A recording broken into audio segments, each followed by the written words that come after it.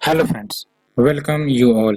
आज हम vision IAS के 4 अगस्त वाले डेली करंट अफेयर्स डिस्कस करेंगे। So let's move to our first article. NITI Aayog and Rocky Mountain Institute released turning around the power distribution sector report. तो सबसे पहली बात प्रीलिम्स के लिए आपको यही याद रखनी है कि ये आपका turning around the power distribution sector report release की गई है नीति Aayog and Rocky Mountain institute के द्वारा। तो बेसिकली ये आपका डिस्कॉम कंपनी यानी कि पावर डिस्ट्रीब्यूशन कंपनी उससे जुड़े प्रॉब्लम्स के बारे में ये रिपोर्ट आई है। तो देख सकते हो इस रिपोर्ट में बोला गया है कि जो मोस्ट डिस्ट्रीब्यूशन कंपनीज है ये मेजर लॉसेस कर रही हैं और ये लॉसेस आपका फाइनेंशियल ईयर 2021 के लिए 90,000 करोड़ का एस्टिमेट किया गया है। और इसका जो रीजन बताया जा रहा है because of expensive long term power purchase agreements, poor infrastructure, inefficient operations, ये सब कुछ कारण है। क्या की रिफॉर्म्स या सजेशंस हाईलाइट करी गई हैं इस रिपोर्ट में? तो सबसे पहली बात डिस्कॉम रीस्ट्रक्चरिंग को करने की बात कही है। तो डिस्कॉम रीस्ट्रक्चरिंग में जो स्टेट ऑन्ड यूटिलिटीज है यानी कि जो स्टेट ऑन्ड डिस्कॉम कंपनीज हैं उनके लिए ये बोला गया है there should be clear separation between utility and the state. और इसके तहत क्या स्टेप्स बोली गई हैं लेने के लिए?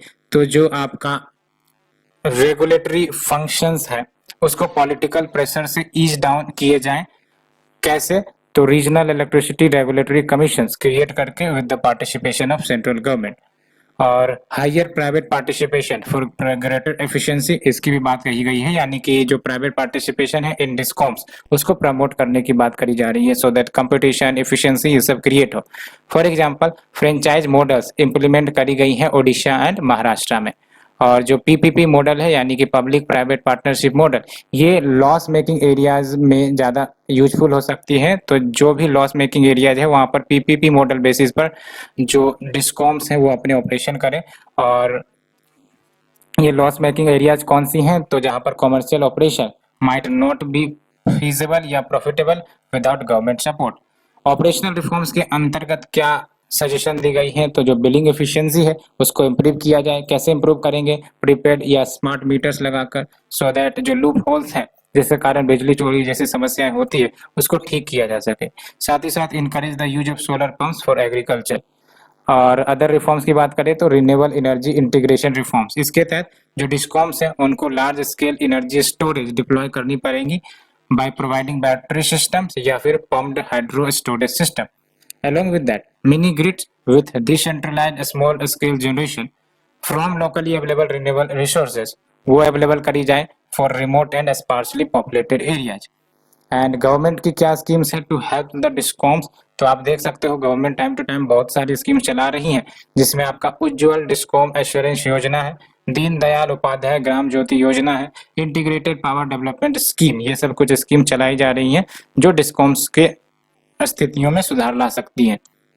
along with revamped distribution sector scheme जिसमें आपका reforms based and result linked scheme ये अप्रूव किया गया है कैबिनेट के द्वारा जून 2021 में ही। तो ये हमने फर्स्ट आर्टिकल डिस्कस किया। Let's move to the second article. Government finalising India digital ecosystem of agriculture that is idea which will lay down a framework for agri-tech। तो basically concept paper on this idea that is India digital ecosystem of agriculture ये floated करी गई है यानी कि department of agriculture ने public forum में रखा है इसको, जिसमें विजन जो कही गई है इसको सेटअप करने की to build a national digital agriculture ecosystem, है ना। तो नेशनल डिजिटल एग्रीकल्चर इकोसिस्टम बनाने के दिशा में ये स्टेप ली जा रही हैं along with elevate Indian agriculture sector to higher levels of efficiency and productivity। तो सिंपली कहा जाए efficiency and productivity in agriculture sector उसको बढ़ाने के लिए and welfare and income of farmers उसको भी improve करने के लिए। तो ये जो आइडिया फाइनलाइजेशन है ये आपका मदद करेगा in laying down architecture for AgriStack. और एग्रीस्टेक की बात करें तो ये कलेक्शन ऑफ टेक्नोलॉजीज होंगी, डिजिटल डाटाबेसेस होंगी जो फोकस करेगा फार्मर्स और एग्रीकल्चर सेक्टर पर डेडिकेटेड तरीके से। और इसमें आपके फार्मर्स स्टैक भी आ सकते हैं, जैसे फार्मर के जो डाटा है आधार के साथ वो along with फार्म स्टैक जो आपका जियो स्पेशल इंफॉर्मेशन होगा फार्म लैंड का वो भी इंफॉर्मेशन होंगी, साथ ही साथ crop stack that is crop data linked to farms वो भी होंगी। और इन सबों को इंटीग्रेट किया जाएगा टेक्नोलॉजी प्लेटफॉर्म पर। एग्री स्टेक विल की बात करें तो क्या सिग्निफिकेंस होगा, तो it will enable the farmer कि जो high income and better profitability realise कर सके। कैसे? तो access to right information at right time available हो इनको, इस तरीके से इस प्लेटफॉर्म के माध्यम से इनको राइट टाइम पर राइट इंफॉर्मेशन अवेलेबल होगा और ultimately it will help in realising higher income and better profitability and from innovative services जो अभी प्रोवाइड करी जाएंगी and enhance efficiency in the usages of resources जैसे लैंड, वाटर, जो भी सीड्स यूज करी जाती हैं, फर्टिलाइजर्स यूज करी जाती हैं, इसके यूजेज में एफिशिएंसी आएंगी कि जितना रिक्वायरमेंट है उतना ही प्रोवाइड किया जाए आपके लैंड के लिए, है ना। वन ऑफ दस के स्वास्थ्य हेल्थ कार्ड भी कुछ इसी प्रकार से था, लेकिन ये डिजिटल वे में होगा, सारे इन्फॉर्मेशन प्लेटफॉर्म पर मौजूद होंगे, तो आराम से फार्मर्स को ये बेनिफिट कर सकता है और फार्मर्स इसकी मदद से जो भी एफिशिएंसीज है in the usages of resources उसको भी प्रमोट कर सकते हैं and help in building innovative agri focus solution, जैसे क्रॉप इंश्योरेंस प्रोडक्ट लाया जा सकेगा डेडिकेटेड लैंड के लिए, फाइनेंशियल सपोर्ट, ये सब भी कंट्रीब्यूट करेगा आपका ये जो IDEA टेक्नोलॉजी लाई जा रही है।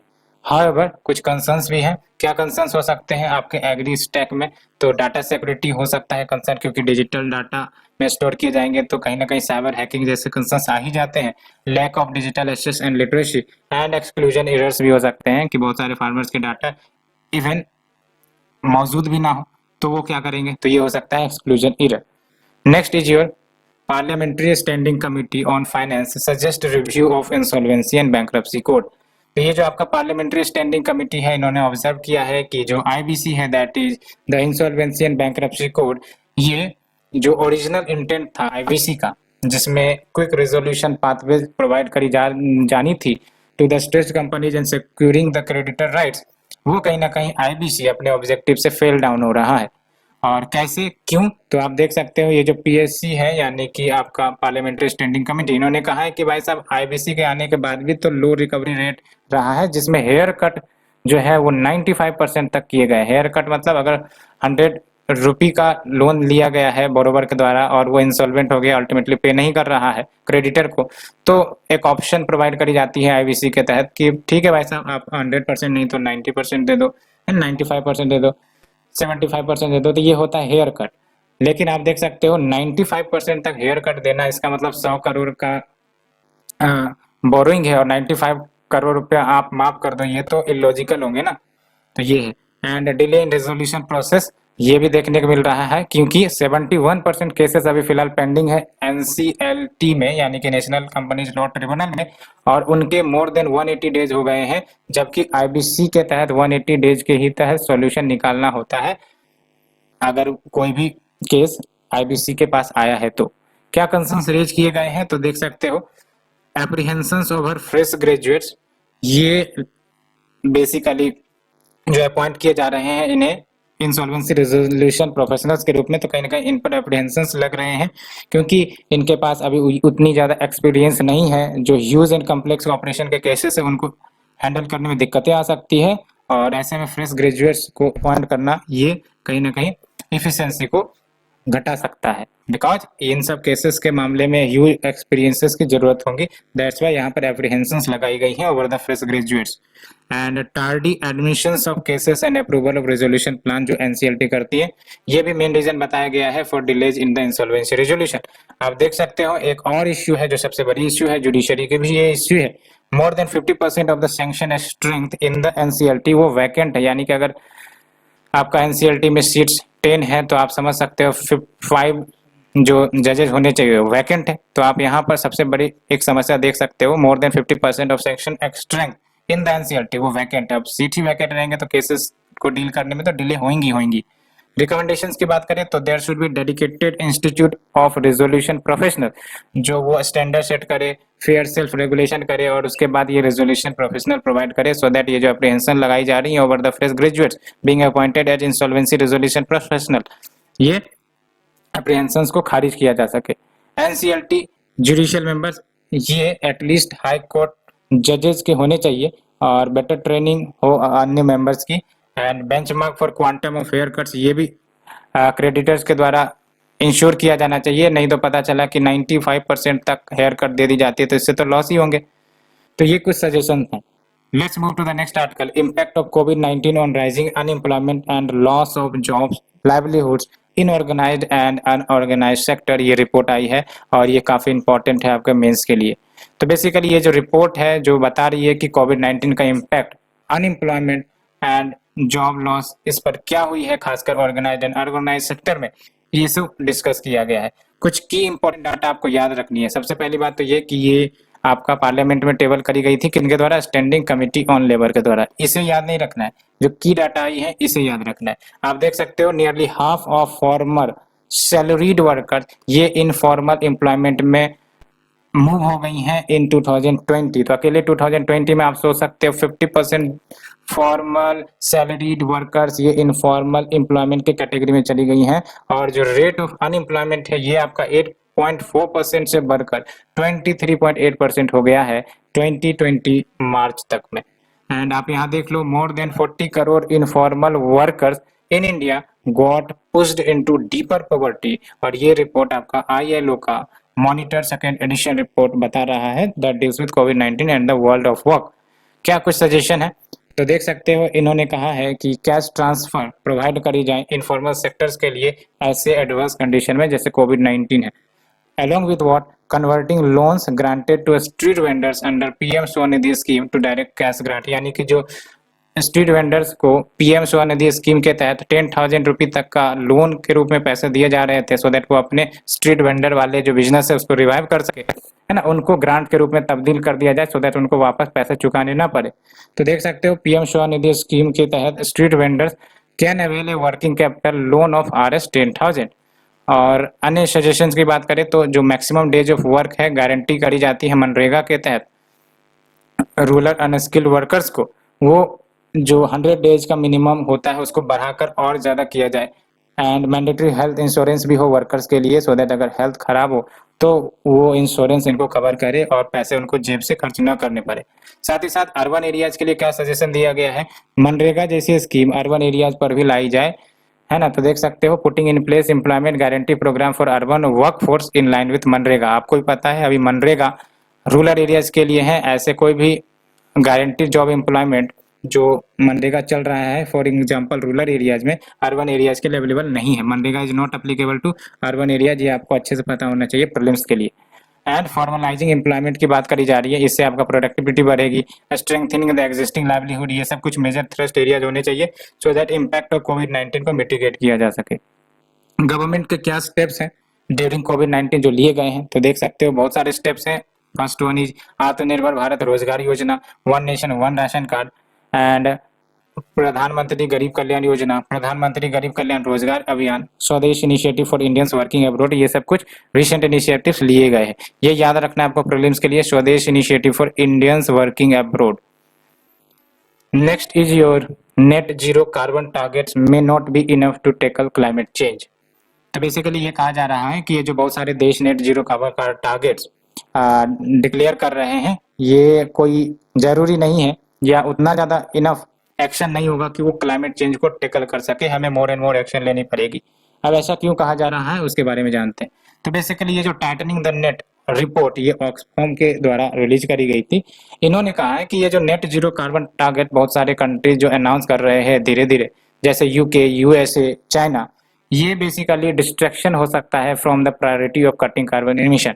कहने का मतलब ये कि कार्बन इमिशन को कट करने के बजाय ये एक प्रकार से हरी झंडी दे रहे हैं कंपनीज को कि भाई साहब आप और ज़्यादा से ज़्यादा इमिट कर सकते हो, लेकिन बदले में आप क्या करो, उसे न्यूट्रल करने के लिए आप उसको सिंक भी करवाने की टेक्नोलॉजी, रिसोर्सेस वो सब भी करो, तभी तो होगा आपका net zero emission. Net zero emission का मतलब क्या हुआ कि जो ह्यूमंस इमिट कर रहे हैं ग्रीन हाउस गैसेस एटमॉस्फेयर में, लेट से 100 टन, और बेसिकली ये 100 टन अगर एब्जॉर्ब हो जाता है किसी भी तरीके से फ्रॉम द एटमॉस्फेयर, चाहे वो एफोरेस्टेशन के माध्यम से हो, रिन्यूएबल एनर्जी के माध्यम से हो, और 100 बराबर 100 हो जाए, तो अल्टीमेटली ये हो जाएगा आपका नेट जीरो एमिशन। लेकिन इसका एक सबसे बड़ा निगेटिव इम्पैक्ट ये है कि ये हरी झंडी दे देता है कंपनीज को, सारे ऑफिसर्स एज वेल एज जो भी है, कि वो जितना ज्यादा इमिशन कर सकते हैं, बस इनको उतना ज्यादा सिंक भी बनाने पड़ेंगे। तो एक प्रकार से ये हरी झंडी दिक्कत करेंगी, ऐसे में तो कंपनीज लगातार इमिट करती ही जाएंगी, कोई रोक टोक नहीं होगा। एंड आप देख सकते हो नेट जीरो एमिशन की बात करें तो ये कार्बन न्यूट्रलिटी भी कहते हैं इसमें, और ये अचीव कर ली जाती हैं जब एंथ्रोपोजेनिक एमिशन जो ग्रीन हाउस गैसेस के किए जा रहे हैं। एंथ्रोपोजेनिक एमिशन यानी कि हम लोग आप लोग के द्वारा जो है ग्रीन हाउस गैसेस एमिशन की जाती है वो जो एटमॉस्फेयर में की जा रही हैं वो बैलेंस हो जाएंगी एंथ्रोपोजेनिक रिमूवल्स के माध्यम से ओवर ए स्पेसिफाइड पीरियड, यानी कि जितना इमिट करो उतना सिंक भी कर दो।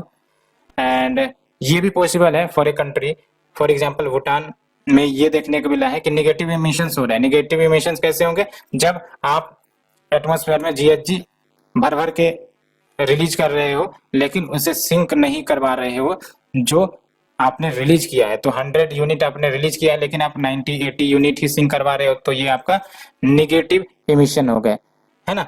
And some of the strategies to achieve carbon neutrality वो क्या है? जैसे रिन्यूएबल एनर्जी का यूज करना इन द इलेक्ट्रिसिटी सेक्टर। अब ये क्यों कहा जा रहा है? Because electric sector is the single largest source of CO2 emission. और अन्य जो सजेशंस है, कार्बन कैप्चर यानी कि कार्बन को एटमॉस्फेयर से कैप्चर कर लो, यूटिलाइजेशन एंड शॉर्टेज जिसको CCUS शॉर्ट फॉर्म में कहते हैं, carbon capture utilisation and storage technology. अब कुछ चैलेंजेस जो एसोसिएटेड है with the net zero target, तो देख लो, allows country and corporation to continue to pollute, है ना, हरी झंडी दे देता है कंट्रीज को, कॉर्पोरेशंस को कि वो पोल्यूट करते जाएं, कोई दिक्कत नहीं है। Many of the net zero targets are vague and poorly defined. For example it either relies on virtually unproven new technology. बहुत सारी टेक्नोलॉजी ये कहते हैं ना कि हम तो भाई साहब GHG को एकदम खत्म ही कर देंगे, लेकिन वो अनप्रूवन है, तो हम उससे रिलाई कैसे कर सकते हैं कि भविष्य में ये कॉस्ट एफिशिएंट होगा, है ना, ये GHG को खत्म कर देगा। सो सबसे बड़ा चैलेंज यही है कि वर्चुअली अनप्रूवन न्यू टेक्नोलॉजी और on A level land use यानी कि एफोरेस्टेशन एक तरीका होता है, ये भी है ना। तो एफोरेस्टेशन के माध्यम से भी तो we will be not achieving the net zero target, है ना, दैट्स व्हाई ये वेग करी जा रही है। And total amount of land required for plant capital removal, plant carbon removal, ये potentially 5 times the size of India हो सकते हैं। Next, your IMF approves the largest ever monetary reserves distribution to soften COVID hit. तो basically IMF ने $650 billion allocation approve किए हैं जो IMF के स्पेशल ड्राइंग राइट्स के तहत इश्यू किए गए हैं फॉर मेंबर कंट्रीज, और ये इश्यू किए जाएंगे to the member countries in proportion with their existing quota share holding in the fund. तो आपको ही पता है जो SDR होते हैं वो हर एक नेशन के लिए डिफरेंट होते हैं, वो डिपेंड करता है कि कौन से देश का कितना कोटा है। फॉर एग्जांपल US का हाईएस्ट कोटा है IMF में, तो अल्टीमेटली US को सबसे ज्यादा एलोकेट होगा, है ना। तो ऐसे चलता है। इंडिया का कोटा आप देख सकते हो 2.75%, चाइना का 6.41%, US का 17.46%। तो जो भी डिसीजन लिए जाएंगे तो decision can be influenced by US because US का कोटा ज़्यादा है तो वोटिंग पावर भी US की ज़्यादा है ना। अब ये एलोकेशन जो किए गए हैं IMF के द्वारा, इसमें फंड भी इन्हीं सबको ज़्यादा मिलेगी। सिग्निफिकेंस की बात करें तो ये बेनिफिट करेंगे सारे मेंबर्स को, along with it will address the long term global needs for reserves, है ना, क्योंकि अभी कोविड-19 का समय चल रहा है। It will build confidence as well and resilience stability, जो ग्लोबल इकोनॉमी की झिलमिल हो गई है उसको भी ठीक किया जाएगा। And it will also help the most vulnerable countries क्योंकि उनको कॉप करना है with the impact of covid crisis.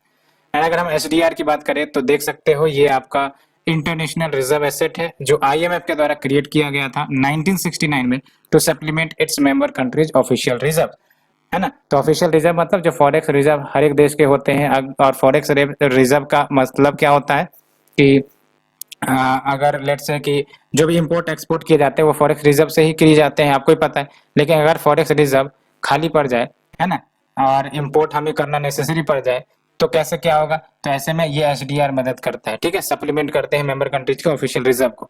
And जो वैल्यू ऑफ SDR है वो आपका 5 करेंसीज के बास्केट पर कैलकुलेट करी जाती है जिसमें US डॉलर है, यूरो है, चाइनीज रेनेवी है, जापानीज येन है, ब्रिटिश पाउंड स्टर्लिंग है। और याद रखना है ब्रिटिश पाउंड स्टर्लिंग ये आपका लोवेस्ट वैल्यू में है जब इस बास्केट में कंपोनेंट को कंसीडर करेंगे, और सबसे हाईएस्ट जो वैल्यू दी जाती है SDR में आपका US डॉलर का है, ठीक है, ये याद रखना है। यूएस डॉलर का highest weightage and British pound sterling का लोवेस्ट वेटेज। और अच्छे से याद रखना है आपको कि it is neither a currency nor a claim on the IMF और it is a potential claim on the freely usable currencies of IMF. और जो एसडीआर है उसको एक्सचेंज की जा सकती है फॉर दिस करेंसी।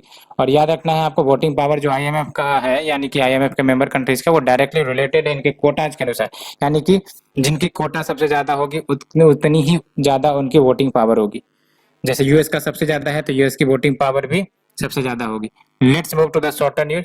सबकी योजना सबका विकास। तो बेसिकली सबकी योजना सबका विकास 2018 में लाया गया था और ये पीपल्स प्लान कैंपेन है सो दैट जो ग्राम पंचायत डेवलपमेंट प्लान उसे बनाया जाए कम्प्रिहेंसिव एंड पार्टिसिपेटरी तरीके से। एंड इसमें बेसिकली जो ग्रास रूट लेवल के पीपल है उसको इन्वॉल्व किया जाएगा इन प्लानिंग एट ग्राम सभा के, और साथ ही साथ थोरो ऑडिट किया जाएगा प्रीवियस ईयर के वर्क्स का जो भी पंचायत के द्वारा किए गए हैं। एंड साथ ही साथ it will help the gram panchayat in preparation of plans for the economic development social justice जो मैंडेटेड भी है अंडर आर्टिकल 243G।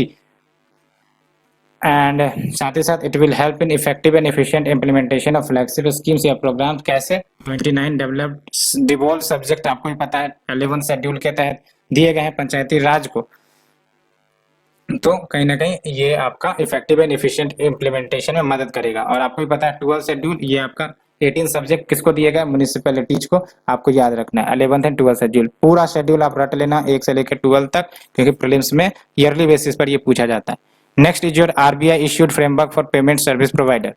तो ये जो फ्रेमवर्क है issued under the payment and settlement system act 2007 और ये basically payment and settlement related activities जो करी जाती हैं पीएसओज के द्वारा यानी कि पेमेंट सर्विस ऑपरेटर्स के द्वारा उनके लिए। और जब हम बात करते हैं पीएसओज तो इसका मतलब ये पर्सन या कंपनी हो सकती है जो ऑपरेट करती है ऑथराइज्ड पेमेंट सिस्टम को। व्हेन वी से ऑथराइज्ड पेमेंट सिस्टम जैसे वीजा हो गए, मास्टर कार्ड हो गए, national payment corporation of India हो गए, ये सब कुछ एग्जांपल है ऑथराइज्ड पीएसओज के। एंड जो फ्रेमवर्क है ये आपका मिनिमम स्टैंडर्ड्स प्लेस करता है to manage the risk in outsourcing of payment and related settlement activities. और इससे पहले आरबीआई ने पीएसओज को अलाउ किया था कि वो डायरेक्ट मेंबरशिप ले सकती हैं centralised platform centralised payment system का, जैसे आरटीजीएस है, एनईएफटी है और ये दोनों आरबीआई की है, आपको भी पता है, ठीक है। और आरटीजीएस आपको पता है लॉन्ग वैल्यू ट्रांजेक्शन के लिए होते हैं, रिलेटिवली शॉर्ट वैल्यू ट्रांजेक्शन के लिए एनईएफटी करी जाती है। पेमेंट बैंक की बात करें तो पेमेंट बैंक में क्या न्यूज है, तो SEBI that is security exchange board of India इन्होंने अलाउ किया है पेमेंट बैंक को कि वो इन्वेस्टमेंट बैंकर के रूप में एक्ट कर सकती है।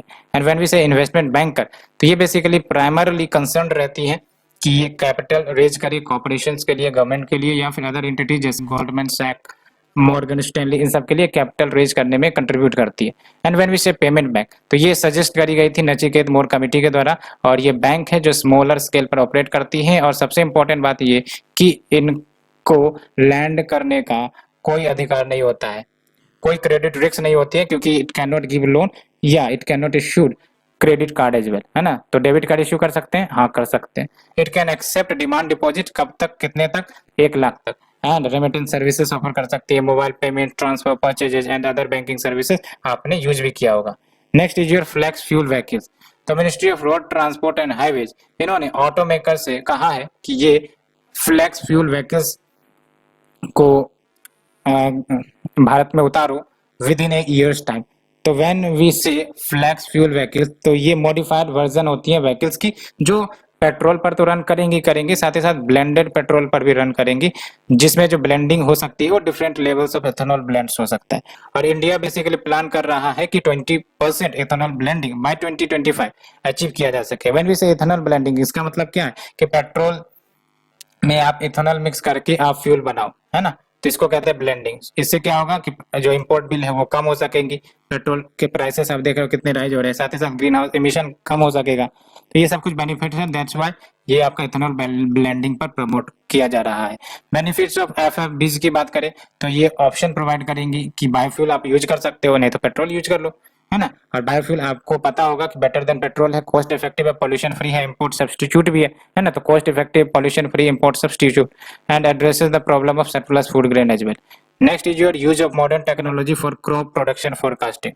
तो ministry of agriculture and farmers welfare वो वेरियस प्रोजेक्ट्स को फंड कर रही हैं फॉर क्रॉप प्रोडक्शन फोरकास्टिंग, जिसमें आपका फसल स्कीम है that is your forecasting agriculture output using space, agrometeorology, land based observation. 9 crops के लिए, जैसे राइस हो गया, व्हीट हो गया, तुर, रबी पल्सेस, रैपसीड, मस्टर्ड, रबी, ज्वार, कॉटन, जूट, शुगर केन। तो ये 9 क्रॉप्स है, इनके लिए आपका FASAL स्कीम ऑपरेट करी जा रही है। And we have the CHAMAN, that is coordinated horticulture assessment and management using geo informatics. और ये किन के लिए है, तो potato, onion, tomato, chilli, mango, banana, citrus. KISAN project for evaluating the role of satellite technology in crop yield estimation. और इसके साथ साथ सैटेलाइट बेस्ड इंडिसेस ये भी यूज किए जाते हैं for the drought assessment. Next is जो ड्रैगन फ्रूट, कमलम इसको कहते हैं, ठीक है। For the first time dragon fruit जो फार्मर्स के द्वारा ग्रो किए जाते हैं, खासकर गुजरात एंड वेस्ट बंगाल के जो फार्मर्स हैं, उनके ड्रैगन फ्रूट को एक्सपोर्ट किया गया है for the first time to the United Kingdom and Bahrain. And dragon fruit की बात करें तो इसको कमलम भी कहते हैं भारत में, और ये ट्रॉपिकल फ्रूट है, कैटाक्सी फैमिली से ये बिलोंग करते हैं, और ये सेंट्रल अमेरिका के नेटिव है। And fibre, vitamins, minerals and antioxidants ये सब कंटेंट्स इसमें मौजूद रहते हैं। और 3 मेन वेराइटीज इनकी मिलती है, white flesh with pink skin, red flesh with pink skin and white flesh with yellow skin. Next is your human elephant conflict. तो इंडिया बेसिकली 27,000 एशियन एलिफेंट्स का होम है, जिसमें 30 एलिफेंट रिजर्व्स अभी फिलहाल मौजूद है, जो 14 मेजर एलिफेंट स्टेट्स में मौजूद है। एंड लॉस ऑफ हैबिटेट के कारण 1401 ह्यूमन एंड 301 एलिफेंट इन्होंने अपना लाइफ लॉस किया है in human elephant conflict for 2018 से 2020। तो इस पिछले 2 सालों में आप देख सकते हो 1401 इंसानों की जान गई, अलॉन्ग विद 301 एलिफेंट्स की जाने गई। अब बात करते हैं स्टेप्स टू रिड्यूस कन्फ्लिक्ट। तो प्रोजेक्ट एलिफेंट ये तो चलाई ही जा रही है, along with states and UTs ने गाइडलाइंस भी जारी किए हैं। For example Tamil Nadu government guideline इन्होंने जारी किया है कि बैरियर क्रिएट किया जाए, पीरियोडिक इंस्पेक्शन हो इलेक्ट्रिक वायर्स का। और रिसेंटली छत्तीसगढ़ गवर्नमेंट ने पायलट प्रोजेक्ट भी स्टार्ट किया है of setting aside paddy outside the villages, so that village के इंटर ही ना किया जाए और इनकी जो भोजन आपूर्ति है वो पूरी हो सके। नेक्स्ट इज जो नेशनल चाइल्ड लेबर प्रोजेक्ट, याद रखना है काफी इंपॉर्टेंट है। 2020-21 में आप देख सकते हो 58,000 चिल्ड्रन को रेस्क्यू किया गया है across India from work, rehabilitate फिर इनकी की गई हैं एंड मेन स्ट्रीम किया गया है अंडर द प्रोजेक्ट। तो अगर हम बात करें NCLP की, तो ये आपका सेंट्रल सेक्टर स्कीम है और इसका ऑब्जेक्टिव यही है कि जो रेस्क्यूड चिल्ड्रन है इनको मेन स्ट्रीम किया जाए इनटू फॉर्मल एजुकेशन। और जो चिल्ड्रन है in the age group of 9 से 14 ईयर्स इनको वर्क से विद्रॉ किया जाएगा और NCLP के स्पेशल ट्रेनिंग सेंटर्स में एडमिशन करवाया जाएगा, जहां पर इनको प्रोवाइड करी जाएंगी ब्रिज एजुकेशन, वोकेशनल ट्रेनिंग, ये सब सुविधाएं प्रोवाइड करी जाएंगी सो दैट ये अपने भविष्य में लाइवलीहुड अर्न कर सके। एंड डिस्ट्रिक्ट प्रोजेक्ट सोसाइटीज ये सेटअप करी गई है डिस्ट्रिक्ट लेवल पर अंडर कलेक्टर या district magistrate for overseeing the implementation. Next is your heritage coastal port of Gopalpur. तो INS खंजर ये फर्स्ट इंडियन नेवी शिप बन गया है to call at heritage coastal port of Gopalpur. And अगर हम बात करें गोपालपुर पोर्ट की, तो ये डीप सी पोर्ट है और लोकेटेड कहाँ पर है, तो east coast of India, that is in the state of Odisha. तो देख सकते हो ये आपका ओडिशा स्टेट है और भुवनेश्वर नॉर्थ में, गहिरमाथा मेराइन सेंचुरी आपका उसके नॉर्थ में, एंड उसके साथ में आपका गोपालपुर पोर्ट है, ठीक है। एंड ये आपको याद रखना है situated between Paradip and Visakhapatnam port. तो विशाखापट्टनम पोर्ट आंध्र प्रदेश में, पारादीप पोर्ट आपका बेसिकली ओडिशा में, तो इसके बीच में आपका ये सिचुएटेड है, that is Gopalpur port. And it offers excellent rail and road connectivity. And एक और इम्पोर्टेंट बात ये कि जो गोपालपुर पोर्ट है ये काफी ज्यादा नजदीक है to the bauxite rich areas of Sundargarh, Belangarh, steel clusters of central Odisha and coal fields of IB and Talcher. तो इसके कारण क्या होगा कि जो भी मिनरल रिसोर्सेस है वो एक्सपोर्ट करी जाएंगी टू द डिफरेंट नेशंस और ये कहीं ना कहीं एक्सपोर्टिंग पोर्ट भी कहलाता है। सो ये हमने आज के डिस्कशंस कंप्लीट की है। होप आप लोगों को पसंद आई होगी। अगर पसंद आ रही है तो प्लीज लाइक शेयर सब्सक्राइब जरूर करें। Thank you friends, thank you very much.